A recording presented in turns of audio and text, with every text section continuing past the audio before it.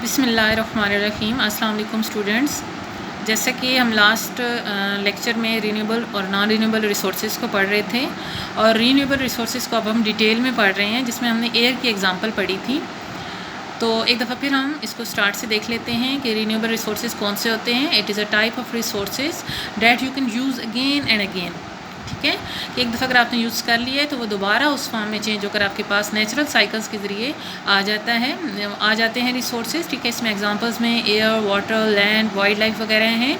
इसमें से एयर को हमने देखा कि it is several kilometre thick blanket of atmosphere surrounding the earth, और इसमें हमने देखा था कि इसकी क्या कंपोजिशन होती है, इसके क्या यूजेस हैं, और जब एयर पोल्यूट होती है तो उसके क्या इफ़ेक्ट्स हैं। ठीक है, आज हम वाटर को डिटेल में देखने जा रहे हैं। तो अबाउट 70% ऑफ अर्थ जो है उसको किसने कवर किया हुआ है? वाटर ने कवर किया हुआ है। ठीक है, और इसके जो मेन वाटर के कॉन्स्टिट्यूएंट्स हैं उसमें वाटर जो है वो मेन कंपोनेंट है एक्चुअली सॉइल और एयर का। ठीक है, सॉइल और एयर का मेन कंपोनेंट है और ये मेजर कॉन्स्टिट्यूएंट है लिविंग ऑर्गेनिजम्स का भी। इसमें 70 to 90% ऑफ बॉडी वेट जो है ऑर्गेनिजम्स का वो वाटर है, और about 97% of total water of planet जो है वो अर्थ का वो ओशन में है। 2% वाटर फ्रोजन आइस कैप्स की फॉर्म में, और सिर्फ 1% जो है वो अवेलेबल है फ्रेश वाटर के तौर पर लेक्स, स्ट्रीम्स और रिवर्स में। ठीक है, यूज़ ऑफ वाटर की अगर हम बात करें तो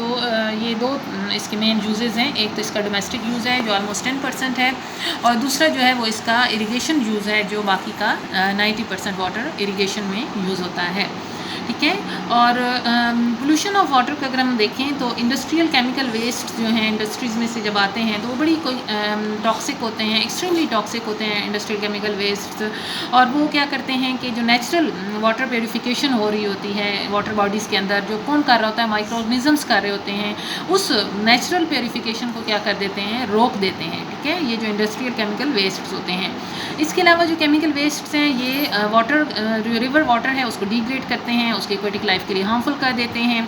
ठीक है, अगर फ्रेश वाटर रिसोर्सेज के अंदर पोल्यूशन जारी रहे, कंटिन्यू रहे, तो एट द एंड क्या होगा कि हमारे पास फ्रेश वाटर सप्लाई जो है वो नहीं रहेगी और ख़त्म हो जाएगी। ठीक है, तो हमें इस वक्त ही कोई ऐसे मेजर्स ले लेनी चाहिए ताकि ये चीज़ें जो हैं इनसे अवॉइड किया जा सके और इनको इम्प्रूव किया जा सके।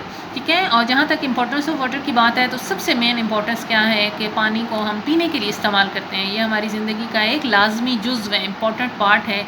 इसके अलावा जो वाटर है वो एक इम्पॉर्टेंट है एज अ रॉ मटीरियल। ठीक है, रॉ मटेरियल क्या कि इसको हम बहुत सी डिफरेंट चीज़ें बनाने के लिए इस्तेमाल करते हैं, जैसे वैरायटी ऑफ फूड स्टफ बनाने के लिए, ड्रिंक्स बनाने के लिए, लिक्विड डिटर्जेंट्स बनाने के लिए, और बहुत सी और प्रोडक्ट्स जो हैं उनको बनाने के लिए हम वाटर को यूज़ करते हैं। ठीक है, इसके अलावा सी वाटर जो है वहाँ से हम सोडियम क्लोराइड लेते हैं जिसको हम टेबल सॉल्ट भी कहते हैं और जिसको हम कुकिंग में और इस्तेमाल करते हैं। इसके अलावा बहुत से और केमिकल्स की मैन्युफैक्चरिंग में ये चीज़ें इस्तेमाल होती हैं, जैसे क्लोरीन है, सोडियम हाइड्रोक्साइड है। ठीक है, तो ये सारे क्या हैं वाटर के एक किस्म की ये इंपॉर्टेंस है और वाटर के यूजेस हैं। ठीक है, उसके बाद जो नेक्स्ट हमारा रीन्यूएबल रिसोर्स है एयर और वाटर के बाद तीसरा रीन्यूएबल रिसोर्स जो है वो क्या है? लैंड है।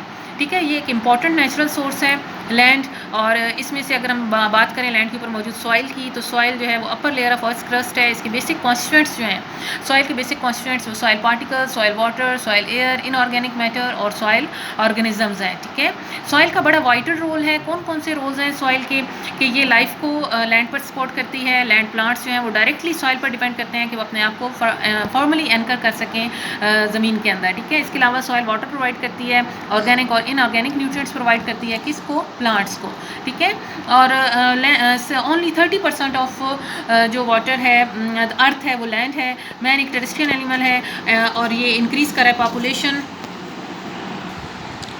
टोटल एरिया जो है अर्थ का उसके 11% जो है वहाँ पर कल्टीवेशन हो रही है। सॉइल कंटिन्यूसली डिप्लीट हो रही है कल्टीवेशन की वजह से, उसके अंदर मिनरल न्यूट्रिएंट्स खत्म होते जा रहे हैं विग्रस क्रॉप प्रोडक्शन की वजह से। ठीक है, तो लैंड अब्यूज़ हो रहा है। लैंड अब्यूज़ का क्या मतलब है कि ये बहुत से वेज में लैंड अब्यूज़ हो रहा है कि लैंड के साथ बुरा सलूक हो रहा है इरोजन की वजह से, poor agriculture practices, extensive grazing और लीचिंग की वजह से, और ज़्यादा अर्बनाइजेशन जो है, रैपिड अर्बनाइजेशन, जो शहर बन रहे हैं बहुत ज़्यादा, ये भी एक फैक्टर है जो डिस्टर्ब कर रहा है नेचुरल लैंड कंडीशंस को। इसके अलावा फर्टिलाइज़र्स जो हम ऐड करते हैं, इंसेक्टिसाइड्स ऐड करते हैं लैंड के अंदर, और पेस्टिसाइड्स जो हैं वो पेस्ट्स को किल करने के लिए हम इस्तेमाल कर रहे हैं। ये सारी चीज़ें फर्टिलाइज़र्स, इंसेक्टिसाइड्स और पेस्टिसाइड्स ये सब मिलकर सॉइल को क्या कर रहे हैं, पोल्यूट कर रहे हैं। तो सॉइल को कंजर्व करने के लिए प्रॉपर अवेयरनेस जो है वो ज़रूरत है।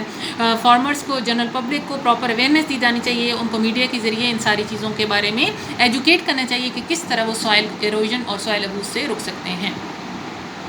ठीक है, तो ये था आज का हमारा लैंड और वाटर के बारे में, और नेक्स्ट लेक्चर में इंशाल्लाह हम अगले रिन्यूएबल रिसोर्स के बारे में पढ़ेंगे।